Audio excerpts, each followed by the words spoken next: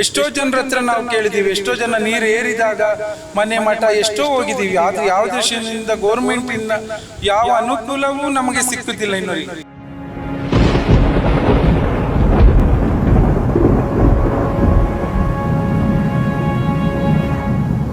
ಈ ಮಳೆ ಈ ಸಲನು ಮತ್ತು ಉಳಿಯುವ ಚಾನ್ಸಸ್ ಇಲ್ಲ ಅಣ್ಣ, ಯಾವುದಕ್ಕೂ ನಿಲ್ಲುವುದಿಲ್ಲ ಇದೆಲ್ಲ.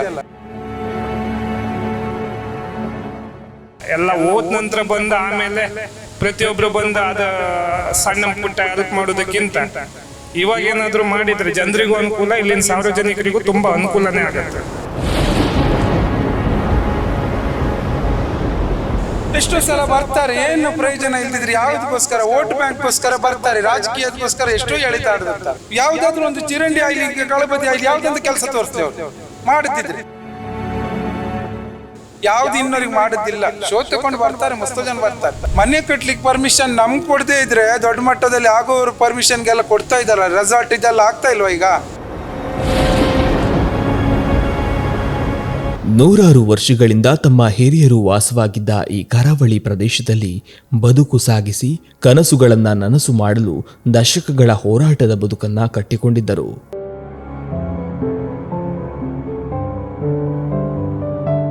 ಈ ನೆಲದಲ್ಲಿ ಇವರ ಬದುಕಿನ ಶ್ರಮವಿದೆ, ನೋವು ನಲಿವಿನ ಜೊತೆ ಹಿರಿಯರ ನೆನಪುಗಳಿವೆ. ಆದರೆ ಇದೀಗ ಆ ನೆನಪುಗಳು, ಒಡನಾಟ, ಸಂಬಂಧಿಗಳನ್ನ ಬಿಟ್ಟು ತಾವು ನೆಲೆಸಿದ್ದ ಮನೆ ಜಾಗವನ್ನ ಮಾರಾಟ ಮಾಡಿ ಬೇರೆಡೆಗೆ ಸ್ಥಳಾಂತರಗೊಂಡಿದ್ದಾರೆ. ಹೌದು, ಇದು ಬೈಂದೂರಿನ ಗುಜ್ಜಾಡಿ ಗ್ರಾಮ ಪಂಚಾಯತ್ ವ್ಯಾಪ್ತಿಯ ಕಂಚುಗೋಡು ತ್ರಾಸಿಯ ಹೊಸಪೇಟೆ ಸಮುದ್ರ ಅಂಚಿನಲ್ಲಿ ನೆಲೆಸಿರುವ ಜನರ ನೋವಿನ ಕಥೆಯಾಗಿದೆ. ನನ್ನ ಹೆಸರು ಶಿವರಾಜ್ ಅಂತೇಳಿ. ನಾವು ಹುಟ್ಟಿ ಬೆಳೆದಿದ್ದು ಇದೇ ಊರಲ್ಲಿ. ಇಷ್ಟು ಸಾಧಾರಣ 35 ವರ್ಷ. ನಾನು ನೋಡ್ತಾ ಇರುವುದು ಎಷ್ಟು ವರ್ಷ ಆಗಿದೆ, ಒಂದು 10 ವರ್ಷ ಲೆಕ್ಕ ಜಾಸ್ತಿ ಹೋಯ್ತು ಇದು ನೋಡಿ.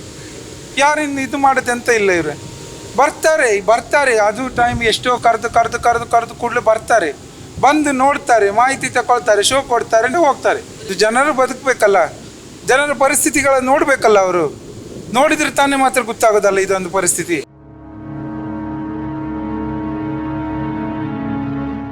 ಸಮುದ್ರ ಕಿನಾರೆ ಸಮೀಪದಲ್ಲಿ ವಾಸವಾಗಿದ್ದ ನಿವಾಸಿಗಳು ದಶಕಗಳಿಂದ ಶಾಶ್ವತ ತಡೆಗೋಡೆ ನಿರ್ಮಿಸುವಂತೆ ಶಾಸಕರಲ್ಲಿ, ಸಚಿವರಲ್ಲಿ, ಅಧಿಕಾರಿಗಳ ಬಳಿ ಮನವಿ ಮಾಡುತ್ತಲೇ ಬಂದಿದ್ದರೂ ಕೂಡ ಪ್ರತಿ ವರ್ಷ ಮಳೆಗಾಲ ಬಂದು ಹೋದಂತೆ ಶಾಶ್ವತ ತಡೆಗೋಡೆ ಮಾತ್ರ ಮೇಲೇಳಲೇ ಇಲ್ಲ.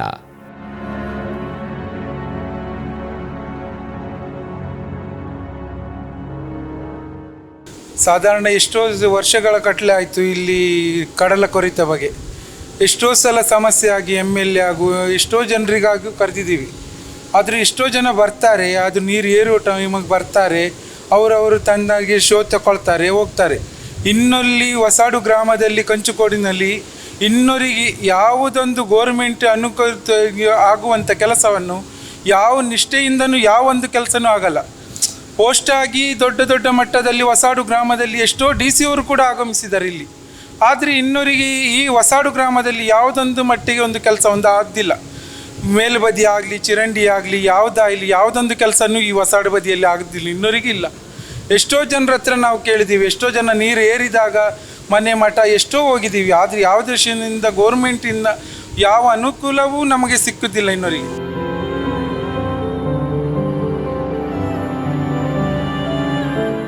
ಸುಮಾರು 400ರಿಂದ 500 ಮೀಟರ್ ವರೆಗೆ ಹಾಕಿದ್ದ ತಡೆಗೋಡೆ ಈಗಾಗಲೇ ಸಮುದ್ರದ ಒಡಲನ್ನ ಸೇರಿಬಿಟ್ಟಿದೆ. ಇಲ್ಲೊಂದು ತಡೆಗೋಡೆ ಇತ್ತು ಎಂಬ ಅವಶೇಷ ಮಾತ್ರ ಕೆಲವೆಡೆ ಉಳಿದುಕೊಂಡಿದೆ.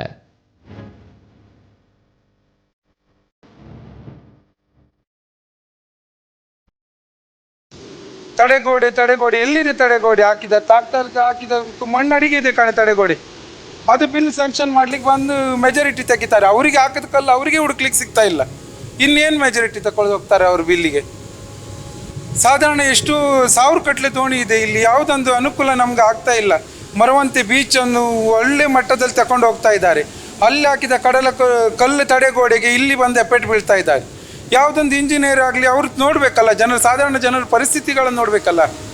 ಎಷ್ಟೋ ಸಲ ಕೇಳೋದು ಗೌರ್ಮೆಂಟ್ ಹತ್ರ ಏನು ಕೇಳ್ತಾ ಇವ್ರು ಪದೇ ಕೇಳ್ತಾರೆ. ಇಲ್ಲಿಂದ MLA ಅವ್ರು ತಲೆ ಹಾಕ್ಲಕ್ಕಲ್ಲ ಇದಕ್ಕೆಲ್ಲ.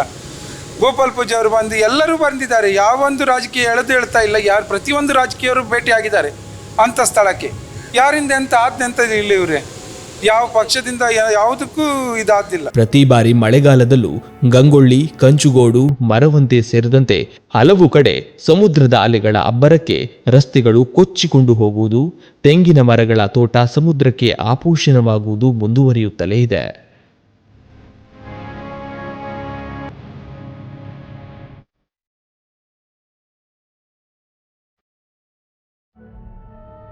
ಹೀಗಾಗಿ ಸಮುದ್ರ ತೀರ ಪ್ರದೇಶದ ನಿವಾಸಿಗಳು ಬೇಸಿಗೆ ಕಳೆದು ಮಳೆಗಾಲ ಸಮೀಪಿಸುತ್ತಿದ್ದಂತೆ ಆತಂಕದಿಂದಲೇ ಕಾಲ ಕಳೆಯುವಂತಾಗಿದೆ. ಈ ಮಳೆಗಾಲದಲ್ಲಿ ಇನ್ನು ಬದುಕುವ ಸ್ಥಿತಿಯಲ್ಲೂ ಕೂಡ ಇರುವ ಜನರು ಅಷ್ಟು ಕಷ್ಟ ಆಗ್ತದೆ ಮಳೆಗಾಲದಲ್ಲಿ. ಈ ಮಳೆ ಈ ಸಲನು ಮತ್ತು ಉಳಿಯೋ ಚಾನ್ಸಸ್ ಇಲ್ಲ ಅಣ್ಣ, ಯಾವುದಕ್ಕೂ ನಿಲ್ಲುವುದಿಲ್ಲ. ಇದೆಲ್ಲ ಏನು ಮಾಡ್ತಾ ಇಲ್ಲ, ಯಾರು ನಮ್ಮ ಕಷ್ಟಕ್ಕೆ ಪರಿಹಾರ ಕೊಡ್ತಾನೇ ಇಲ್ಲ. ಅವರು ಬಂದು ಹೋಗ್ತಾರೆ. ಯಾವುದೊಂದು ಆದ ಕೆಲಸನೂ ಇಲ್ಲ ಹೊಸಾಡು ಗ್ರಾಮದಲ್ಲಿ. ಯಾವುದೊಂದು ನೀರಿಗಾಗಲಿ, ಮೇಲೆ ನೀರಿಗಾಗಲಿ ಭಗತ್ ನಗರದಲ್ಲಿ, ಆದರೆ ಇಲ್ಲೆಲ್ಲ ಯಾವುದಕ್ಕೊಂದು ಪರಿಹಾರನೂ ಇದ್ದದ್ದು ಕೊಟ್ಟದ್ದೇ ಇಲ್ಲ ಗೌರ್ಮೆಂಟ್ ಅವರು. 4 ವರ್ಷದ ಹಿಂದೆ ತಕ್ತೆ ಚಂಡಮಾರುತದಿಂದಾಗಿ ಸಮುದ್ರದಲ್ಲಿ ಎದ್ದ ರಕ್ಕಸ ಗಾತ್ರದ ಅಲೆಗಳು ಕಂಚುಗೋಡು ಸಮುದ್ರ ಕಿನಾರೆ ಪ್ರದೇಶದಲ್ಲಿದ್ದ ಮನೆ ಹಾಗೂ ಹಿತ್ತಲವರೆಗೂ ಬಂದು ಬಿಟ್ಟಿತು. ಈ ಘಟನೆ ಬಳಿಕ ತಾವು ಹುಟ್ಟಿ ಬೆಳೆದ ಜಾಗ ಬಿಟ್ಟು ಹೋಗುವುದೇ ನಮಗೆ ಉಳಿದಿರುವ ಕೊನೆಯ ಆಯ್ಕೆ ಎಂದು ಮೀನುಗಾರರು ನಿರ್ಧಾರಕ್ಕೆ ಬಂದಿದ್ದರು. ಅದರಂತೆ ಒಬ್ಬೊಬ್ಬರೇ ತಮ್ಮ ಜಾಗವನ್ನ ಮಾರಾಟ ಮಾಡಿದ್ದಾರೆ. ಕಂಚುಗೋಡು ಸಂಜೀವ ಖಾರ್ವಿ, ಚಿಕ್ಕ ಪೂಜಾರ್ತಿ, ಚಂದ್ರ ಖಾರ್ವಿ ಸೇರಿದಂತೆ ಹಲವರು ಮನೆ ಮತ್ತು ಜಾಗ ಮಾರಾಟ ಮಾಡಿ ಬೇರೆಡೆಗೆ ಸ್ಥಳಾಂತರಗೊಂಡಿದ್ದಾರೆ.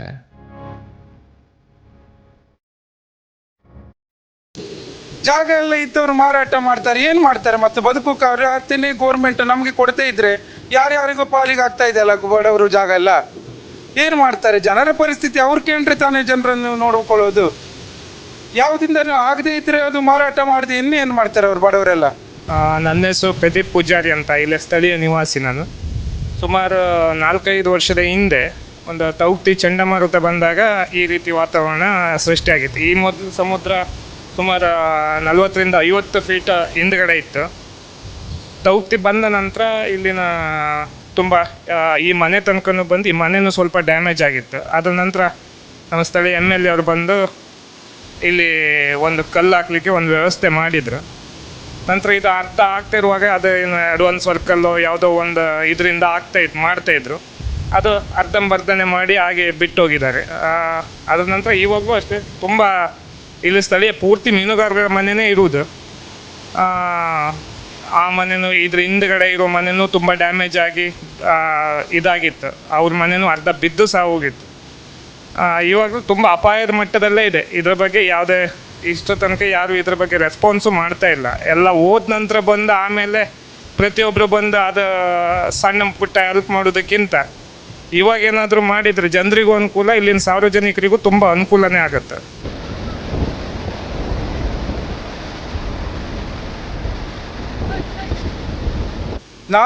ನಾವು ಹುಟ್ಟಿ ಬೆಳೆದಿದ್ದು ಇದೇ ಊರಲ್ಲಿ. ಇಷ್ಟು ಸಾಧಾರಣ 35 ವರ್ಷ. ನಾನು ನೋಡ್ತಾ ಇರುವುದು ಎಷ್ಟು ವರ್ಷ ಆಗಿದೆ, ಒಂದು 10 ವರ್ಷ ಲೆಕ್ಕ ಜಾಸ್ತಿ ಹೋಯ್ತು ಇದು ನೋಡಿ.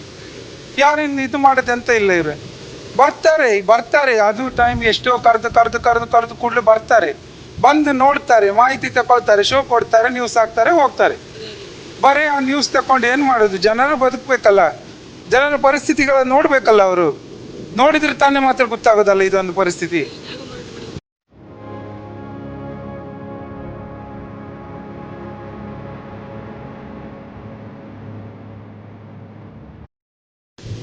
ಅವ್ರು ಇಲ್ಲಿ ಬಂದದೇ ಮಾಡುತ್ತೇನಿಲ್ಲಲ್ಲ. ಅವರು ಮಾಡುತ್ತೇನು ಹೊಸಾಡು ಗ್ರಾಮದಲ್ಲಿ ಮಾಡಿದ್ದು ಯಾವನಾದ್ರೂ ಬಂದು ಹೇಳಿ ಏನು ಮಾಡಿದ್ದಾರೆ ಹೊಸಾಡು ಗ್ರಾಮದಲ್ಲಿ? ಯಾವುದಾದ್ರೂ ಒಂದು ಚಿರಂಡಿ ಆಗಲಿ, ಗಣಪತಿ ಆಗಲಿ, ಯಾವುದೊಂದು ಕೆಲಸ ತೋರಿಸ್ಲಿ ಅವ್ರು ಮಾಡುತ್ತಿದ್ರೆ. ಯಾವುದು ಇನ್ನೋರಿಗೆ ಮಾಡೋದಿಲ್ಲ. ಶೋ ತಗೊಂಡು ಬರ್ತಾರೆ, ಮಸ್ತು ಜನ ಬರ್ತಾರೆ. ಮನೆ ಕಟ್ಲಿಕ್ಕೆ ಪರ್ಮಿಷನ್ ನಮ್ಗೆ ಕೊಡದೇ ಇದ್ರೆ ದೊಡ್ಡ ಮಟ್ಟದಲ್ಲಿ ಆಗೋರು ಪರ್ಮಿಷನ್ಗೆಲ್ಲ ಕೊಡ್ತಾ ಇದ್ದಾರ. ರೆಸಾರ್ಟ್ ಇದೆಲ್ಲ ಆಗ್ತಾ ಇಲ್ವ ಈಗ? ಯಾಕೆ ಬಡವರಿಗಾದ್ರೂ ಮನೆ ಕಟ್ಟಲಿಕ್ಕೆ ಒಂಚೂರು ತಡೆ ಮಾಡ್ತಾರೆ. ಬಡವರಾಗಿ ಇದ್ದದ್ದು ಕೂಡಲೇ ಅವರಿಗೆ ಚೀಪಾಗಿ ನೋಡೋದು. ಇದೆಲ್ಲ ಇದ್ದವ್ರಿಗೆ ಏನು ಕಟ್ಲ ಇಲ್ಲ, ಇಷ್ಟಿಷ್ಟು ದೊಡ್ಡ ಆಗ್ತಾ ಇಲ್ವ ಈಗ? ಕಂಚುಗೋಡು ಕಡಲ ಕಿನಾರೆಯಲ್ಲಿ 100 ವರ್ಷಗಳಿಂದ 100 ಕುಟುಂಬಗಳು ಮೀನುಗಾರಿಕೆ ನಡೆಸುತ್ತಲೇ ಬಂದಿವೆ. ಆದರೆ ಇದೀಗ ಕಡಲ ತಡೆಗೋಡೆ ಇಲ್ಲದೆ ಮೀನುಗಾರರು ಭಯದಿಂದ ಜಾಗವನ್ನ ಖಾಲಿ ಮಾಡಿದ್ದ ಪರಿಣಾಮ ಮೀನುಗಾರರು ತಮ್ಮ ದೋಣಿಯನ್ನ ಇಡುವ ಜಾಗಕ್ಕಾಗಿ ಪರದಾಡುವಂತಾಗಿದೆ.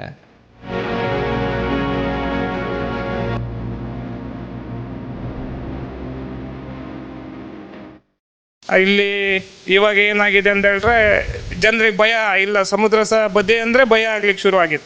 ಎಲ್ಲರೂ ರೆಸಾರ್ಟ್ಗಳಿಗೆ ಮತ್ತೊಂದಕ್ಕೆ ಮಾರಿ ಹೋಗ್ತಾ ಇದ್ದಾರೆ ಬಿಟ್ಟರೆ ಅದರ ಬಗ್ಗೆ ಸೇಫರ್ ಝೋನ್ ಎಂಥದ್ದು ಇದು ಮಾಡ್ತಾ ಇಲ್ಲ. ಅಂದರೆ ಅವರಿಗೆ ಈಗ ಜನರಿಗೆ ದುಡ್ಡು ಸಿಗ್ತಾ ಇದೆ, ಎಲ್ಲಾದರೂ ಮನೆ ಕಟ್ಕೊಳ್ಳು ಅಂತೇಳಿ ಎಲ್ಲ ಬಿಟ್ಟು ಹೋಗ್ತಾ ಇದ್ದಾರೆ ಬಿಟ್ಟರೆ ಇದು ಸಮುದ್ರ ಬದಿ ಅಂದರೆ ಭಯ, ಆ ರೀತಿ ವಾತಾವರಣ ಕ್ರಿಯೇಟ್ ಆಗಿತ್ತು. ಎಲ್ಲರೂ ಇಲ್ಲಿ ಇವರೆಲ್ಲರೂ ಮನೆ ಕೊಟ್ಟ ಉದ್ದೇಶನೇ ಅದೇ, ನಮ್ಮ ಮನೆ ಹೋಗ್ತದೆ ಇನ್ನು ಬರುವ ವರ್ಷ ಅಂದ್ರೆ ನಮ್ಮ ಮನೆ ಹೋಗ್ತದೆ, ನಾವು ಮನೆ ಜಾಗ ಕೊಟ್ಟು ಹೋಗುವ ಅಂತೇಳಿ ಎಲ್ಲರೂ ಮನೆ ಕೊಟ್ಟು ಮೀನುಗಾರಿಕೆಯನ್ನು ಬಿಟ್ಟು ಹೋಗ್ತಾ ಇದ್ದರೆ ಮುಂದೆ ಎಲ್ಲರ ಬದುಕು ಕಷ್ಟನೇ. ಇಲ್ಲಿ ಯಾವುದೇ ರೆಸಾರ್ಟ್ ಮಾಲೀಕರು ದೋಣಿಗೆ ಅಂತೇಳಿ ಆಗಲಿ ಮತ್ತೊಂದಕ್ಕಾಗಲಿ ಇನ್ನು ಮೀನುಗಾರಿಕೆ ಮಾಡಲಿಕ್ಕೂ ತುಂಬ ಅಪಾಯದ ಹಂಚಿಗೆ ಬರ್ತದೆ ಅದು. ಆದ್ದರಿಂದ ಅಷ್ಟಕ್ಕೆ ಒಂದು ಸ್ವಲ್ಪ ಮುತುವರ್ಜಿ ಇವಾಗಲೇ ವಹಿಸಿದ್ರೆ ತುಂಬ ಒಳ್ಳೆಯದು.